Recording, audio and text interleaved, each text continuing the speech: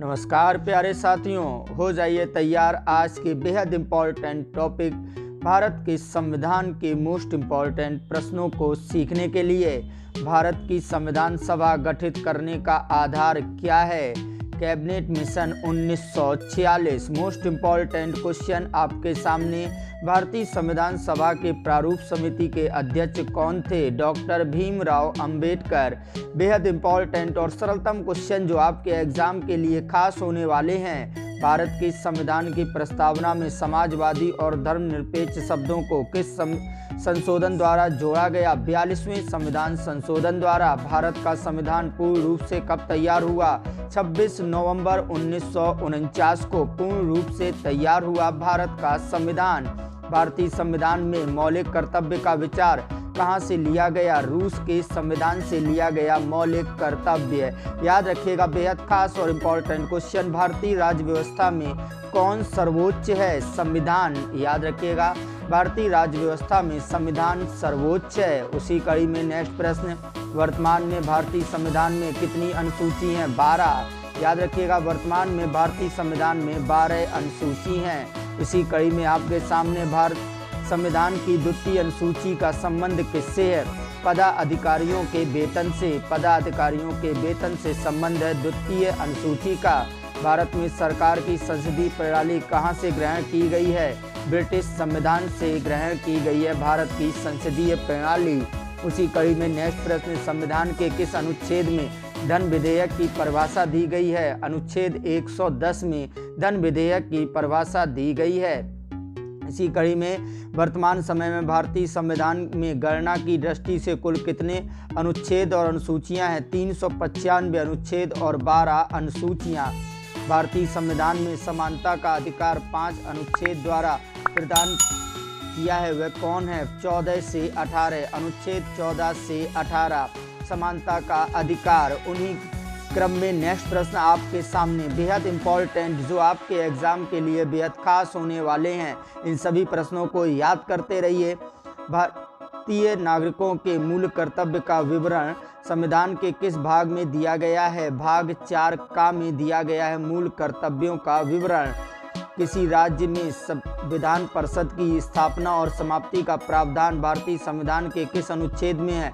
अनुच्छेद 169 में यह प्रावधान है।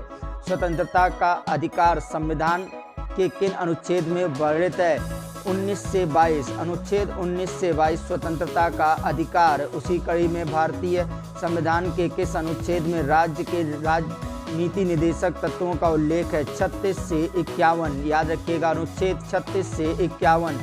समान कार्य के लिए समान वेतन भारत के संविधान के किस में सुनिश्चित किया गया है? राज्य के नीति निर्देशक तत्व में। राज्य के नीति निर्देशक तत्व। संसद के दोनों सत्रों के बीच कितना अंतराल दिया जा सकता है? 6 महीने का। अधिकतम 6 महीने का अंतराल दिया जा सकता है। भारतीय सशस्त्र सेनाओं का सर्वोच्च कमांडर कौन होता है? राष्ट्रपति। याद रखिएगा, भारतीय सशस्त्र सेनाओं का सर्वोच्च कमांडर राष्ट्रपति होता है। प्रथम भाषाई राज्य कौन सा है? आंध्र प्रदेश। याद रखिएगा, प्रथम भाषाई राज्य आंध्र प्रदेश है। इसी कड़ी में मोस्ट इम्पॉर्टेंट प्रश्न, भारत के राष्ट्रपति बनने के लिए कम से कम कितनी आयु होनी चाहिए? याद रखिएगा, राष्ट्रपति के बनने के लिए कम से कम आयु कितनी होनी चाहिए? 35 वर्ष की आयु होनी चाहिए राष्ट्रपति को बनने के लिए। उसी कड़ी में नेक्स्ट प्रश्न, राष्ट्रपति पद के चुनाव संबंधी विवाद को किसे निर्देशित किया जाता है? उच्चतम न्यायालय को। राष्ट्रपति पद के चुनाव संबंधी विवाद उच्चतम न्यायालय। भारतीय संविधान के किस अनुच्छेद के तहत राष्ट्रपति उच्चतम न्यायालय से परामर्श ले सकता है? अनुच्छेद 143।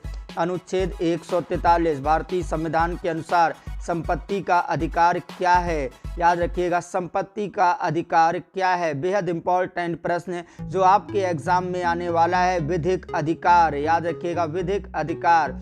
इसी कड़ी में आपके सामने नेक्स्ट प्रश्न, उपराष्ट्रपति का चुनाव करने वाली निर्वाचन संस्था के सदस्य कौन होते हैं? उपराष्ट्रपति का चुनाव करने वाली निर्वाचन संस्था के सदस्य कौन होते हैं? बेहद इम्पोर्टेंट और खास क्वेश्चन, संसद के दोनों सदस्य।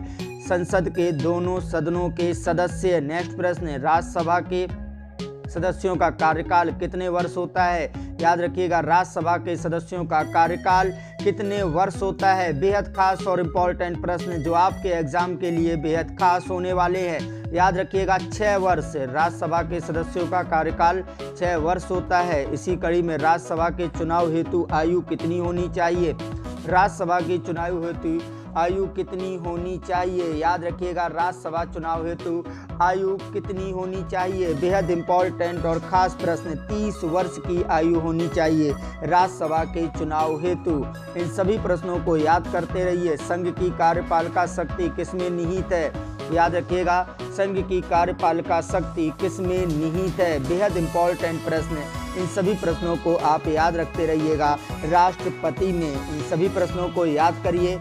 आप सभी लोगों का बहुत बहुत धन्यवाद।